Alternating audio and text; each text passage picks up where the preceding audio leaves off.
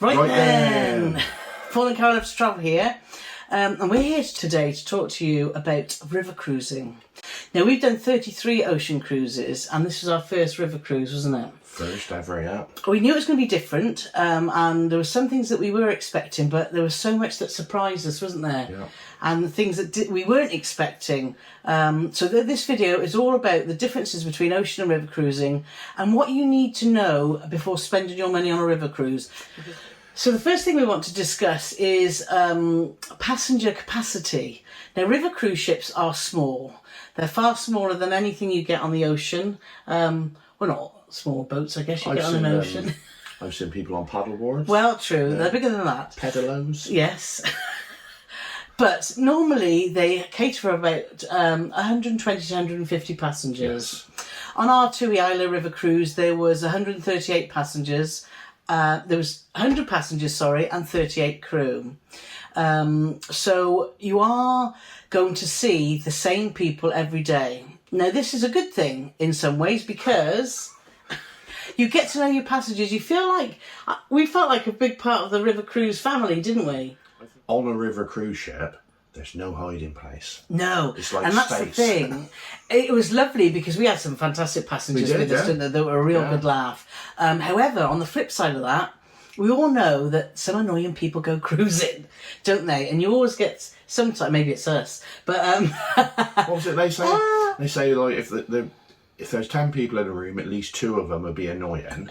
So if you think there's no annoying people in that room, it usually means it's you. No. But sometimes you meet sort of overpowering personalities, don't you? And they seem to follow you. Think, oh, God, I just want a quiet moment. With a river cruise, you are going to see the same passengers. And like we said, most people were sociable. And there was one couple that just didn't speak to anyone, was there? I don't know what it was. But that's fine, because if you want to keep yourself to yourself, then, you can do that, but it's quite difficult. You pay your money, you take your choice, but it is very difficult to make that choice. It is. And with that number of passengers, the other thing we noticed and we got talking to was some solo cruisers. I mean, we've not cruised solo, but they were loving it, weren't they? Yeah. Everyone was just so welcoming to the solo passengers. They would come and sit with us, or they would sit with whoever and just have a chat, and they were all really included. And I thought that was really nice. Yeah. It was really lovely. So if you are a solo cruiser and you've never thought about river cruising, then I think I would do it, wouldn't you? Oh, definitely. Yeah. Yeah, I've already got one booked. But luckily for us, because we were sociable and we had some fantastic passengers with us, we had a real good laugh. So passenger capacity, that's something to think about. If you're not comfortable in smaller groups and you want to be anonymous, then a river cruise isn't for you. Now, this is they're all important things, but this one really surprised us, actually, because we booked a French balcony suite. We treated ourselves to one of the most expensive cabins on the ship. But we did that because I wanted views over the river throughout the cruise. We were actually on the ship for 2 days before I could actually look out the window and see something interesting. You had me to look at. What Carole's trying to say is, a river cruise ship is no respecter of how good your cabin is or what cabin grade it is. Because when you moor up, you might be against another ship, which we were on day 1 and day 2. And that really surprised me, because I opened the curtains and I could look straight into reception of the ship next door, and this man was stood there waving at me, and thankfully, because, I had some attire on. Well, thankfully for him, mate, because I imagine he'd be in therapy now, to be honest. So you have to be very careful about privacy, because you don't know what you're going to expect when you open your curtains. We're on an ocean cruise, you don't get that, because if someone's waving at you on an ocean cruise, then that's... Something's gone very wrong, or he's good at abseiling. Yes. And that's the thing, Carole loves, as if you've watched our vlogs, Carole loves the sunrise, Carole loves the sunset. Yeah. You can't leave your curtains open because you think, when we wake up in the morning, we're going to be in Salzburg or whatever, and I want to see what it's like. Because when you wake up in the morning, you could be looking straight into the bedroom next door, or... Well, in Bratislava, we woke up, I opened the curtains, and the gangway was right outside our window. So everyone getting off for an excursion was walking past and sort of waving. That was the only way to get off the ship that day was to walk past our bedroom. Yeah, so that's, and I knew that because I'd done my research beforehand, but I didn't realise how much I enjoyed having our curtains open and the windows open, and you just have to be wary of privacy. Also, the guy, wasn't it? I opened the curtains one day, there was a guy Window cleaner. there was cleaning the windows. It was like a 1970s comedy film. He looked a bit embarrassed, bless him. But they kept the ship spotless, didn't they? But it's not just about it's not just about the privacy thing, because like I said, you could be docked next to a ship, but also the last morning we woke up, and because the dock side was quite high, all we could see was a concrete wall. Yes, so we didn't have a clue. What Passeau was like. So it's all swings and roundabouts, because obviously we had an absolutely terrible view that day. But if we'd have been in the cabin, any cabins on the other side, yes, we'd have had a fantastic view. Yeah, we could still see the village from the river cruise ships. It was lovely to be in the cabin, but when the weather was good, it was lovely being on the top of the ship and watching the views, or sat right at the front. So that wasn't a huge problem at all, was it? It was just a surprise. But waking up and seeing like we did the one day, woke up, opened the curtains, and misty. Yeah, that was beautiful. So that's the thing. The other thing is as well, we thought we would be cruising a lot in the day. We'd be spending a lot of time on the water in the day. Yeah. But actually we weren't, because we did Budapest, then we did Bratislava, we did Vienna, and then we did a day where we'll go on to ports and talk a bit more about them shortly. We did a day where we were actually in 2 ports. So we did some river cruise in between, and that was lovely. That was nice, yeah. So it's not just about the cities, it's about seeing those little towns along the way. The next thing about river cruise ships is they're all much have got the same design, haven't they? They've all got a sort of basic formula. They're all about the same size. They all look very similar. Some are a bit blingier than others. And when you start researching to go on a river cruise, it's a minefield of information, isn't it? Because you think, where do I start? The reason we chose TUI was budget, because you can pay what we did, which was just over £1,000, wasn't it, for a 7-day cruise, which was great value, up until, you can pay thousands and thousands, depending on the cruise line. So the first thing you need to think about is how much have you got to spend, because when you're on a river cruise ship, size doesn't matter. Just like ocean cruise ships, river cruise ships are getting bigger too. The case in point being Ama Waterways' recent edition, the Ama Magna. It's twice as wide as a European river cruise ship and can carry nearly 200 passengers. This is at the other end of the scale when it comes to budget, but it's certainly something we would like to try one day. But the differences in looking at deck plans of other ships is you will always get your lounge, you'll always get 2 lounges really, an entertainment lounge and a sort of a quieter lounge. You might get 1 restaurant, or our restaurant was sort of split into 2, isn't it? The Vedastro and the Bistro. You'll all get upper deck. If you think a river cruise ship is sort of 3 decks, isn't it really? You'll always get an upper deck outside space, and you also get that front part, which we noticed on a lot of ships was there too. So, the river cruise ships are similar in design. Yes, but obviously on the very, very blingy ships, some do have like a very small swimming pool on the top deck, don't yes, they? some do. Ours didn't. And I know there are some that have got a little one at the aft that actually opens into a cinema. So you get what you pay for. Yeah. Wellness and spas, there's not going to be a big thermal suite with a hydrotherapy pool. On ours, we had a wellness area which had a whirlpool and a sauna, and some sunbeds that you can actually book in and use for an hour. Yeah. And that was always really popular. The other thing that river cruise ships don't have, they don't have a casino. So there are a lot of differences from ocean cruise ships that you would normally get on any. So next up, let's talk about food. Food, one of, if not, my favourite subject. Yes. Now, meal times on river cruise ships are set, as in there's only sort of 1 sit for breakfast, 1 sit for lunch, and 1 sit for dinner. It does vary, actually, the times in the day, depending on the destination, but round about the same times, aren't they? But that's the only time you can eat on a river cruise ship. So that's so different from ocean cruising, isn't it? With, which is a good thing in lots of ways, because we didn't overeat at all, did we? I mean, and you're a terrible one for a midnight buffet, but that was not an option. How very dare you? Well, it's true. There's probably, if you weighed up when you're on an ocean cruise ship, if there's an hour in the day that you can't get some food somewhere, I'd be really, really surprised. At the there's a little coffee station which is in the atrium on TUI Isla, on TUI Isla, which is totally complimentary. And in the tea and coffee machine is complimentary, cappuccinos, all that sort of stuff. And in the afternoons, they might pop down a few sort of glass jars of cookies. But that was on our ship. That was on our ship. But talking to other people that have done river cruises, it seems it's much the same. Yeah. Drinks, we're in the process of writing a full post about all the prices of the drinks on TUI river cruises and what's the difference between the all-inclusive and just paying as you go and what full board actually means. But I'll put a link into that in the description when that's done, because that's always useful to know as well. But actually we found that we weren't overeating, were we? Because we couldn't. I mean, to be fair... Well, you could when you got off. Let me just insert a picture here, Paul, of that pretzel that you got in Salzburg. Well, it was huge. Well, you're going to insert a picture of that bloody great big sausage you had as well. Might do. Yeah.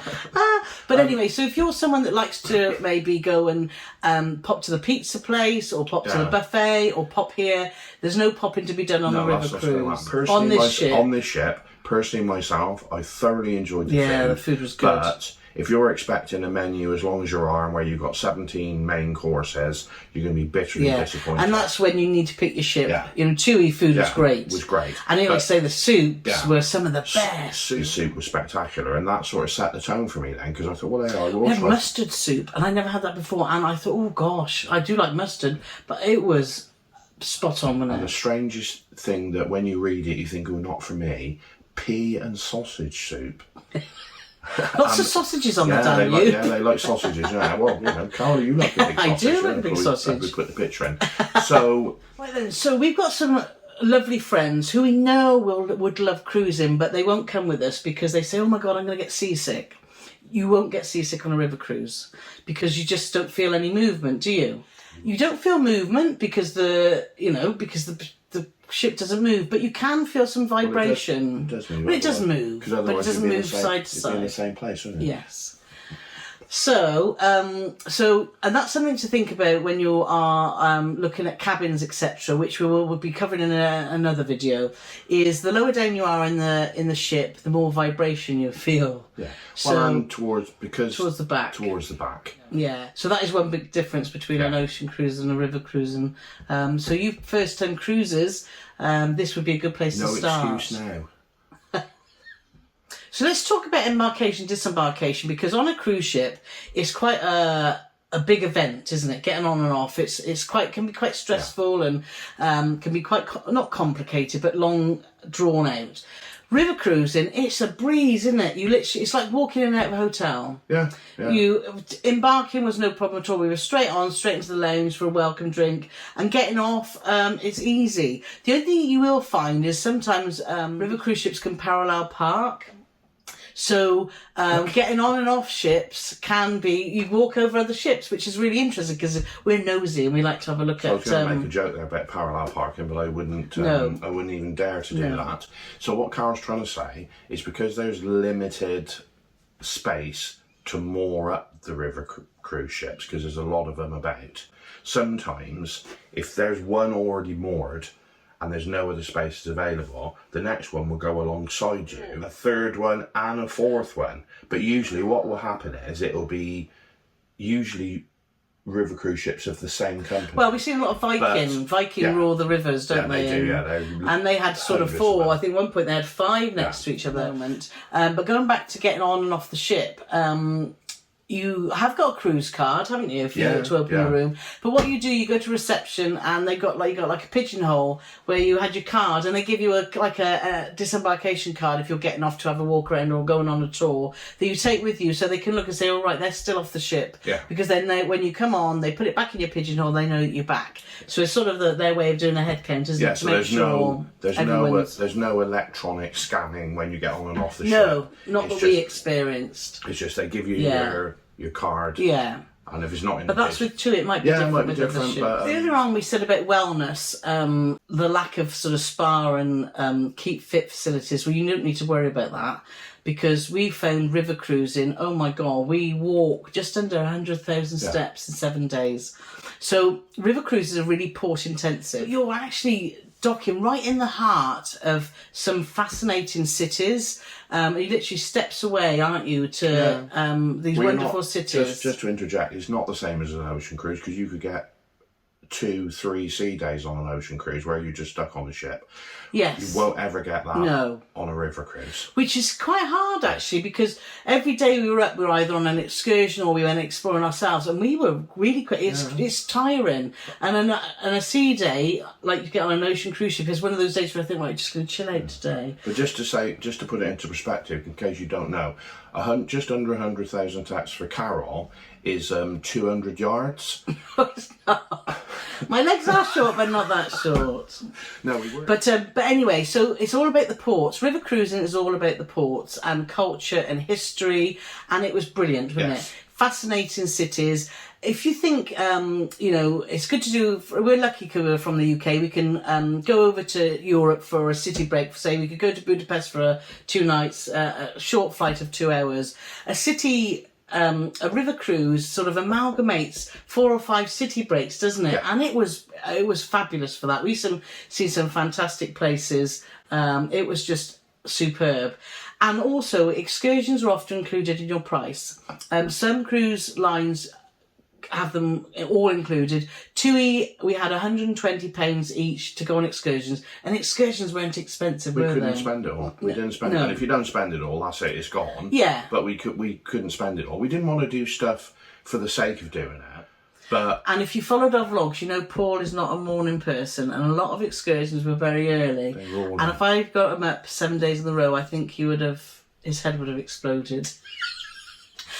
But the excursions we did go on in Vienna and in Salzburg were just fantastic, weren't they? But as I said before, because you're docked right in the centre of these cities, everything's easy accessible, isn't it? So you can just go off and wander on your own, which is absolutely brilliant. Now, we often cruise with Paul's dad, who uses a mobility scooter. So we want to just mention a bit of accessibility here, because we commented a lot, wouldn't it?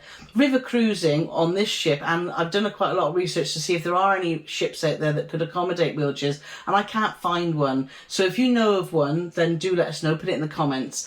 But because of, obviously, the logistics of getting on and off, if you have to go up and over ships, there was no lift on our ship, was there? There was only stairs to get to... Yeah, I have been told that there is some lifts, elevators on some of the river cruise ships, but they're very few and far between. Yeah.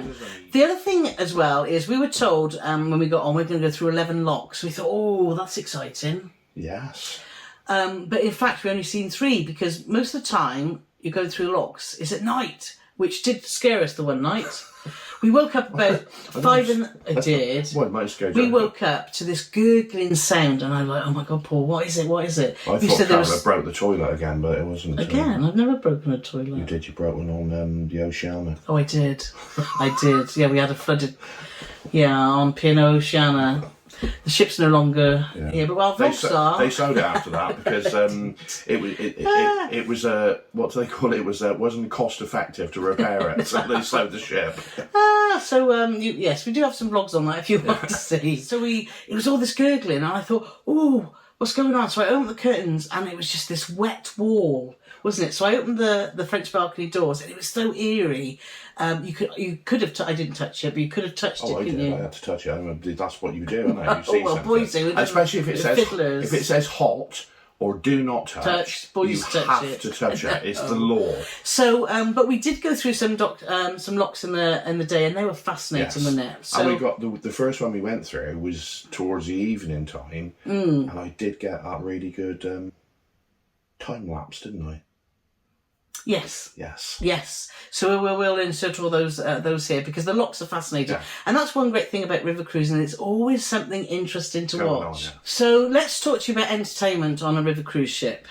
So if you're expecting big production shows, orchestras, Cirque du Soleil. Yes. A man on a unicycle. Well, you might get that. Well, I just like we just no. Then you'll be sadly disappointed. However, what you will get is some low-key entertainment that we actually really enjoyed. We were really lucky to have, well, not lucky, there might be really good cruise directors on all river cruises, but we had Simon, wasn't it, yeah. who was a fantastic cruise director and a fantastic singer. And he entertained us along with Phil and Zuzi, who were both a guitarist and a singer. I see some river cruises have a pianist. They like to immerse you in culture, don't they? So the one night we had the Hungarian dancers on, and that was brilliant. If I was ever don't judge a book by the cover, these Hungarian dancers come on, and I looked at them and I thought, oh dear, this is going to be like... Well, it's not normally our thing, no, is it? But I have to say, it was absolutely spectacular. Brilliant. It was so entertaining. Yeah. And fair play. Don't they ever work hard? Oh my God, they fair were, play. I don't know what they got brilliant. paid, but it wasn't enough because they just worked so hard.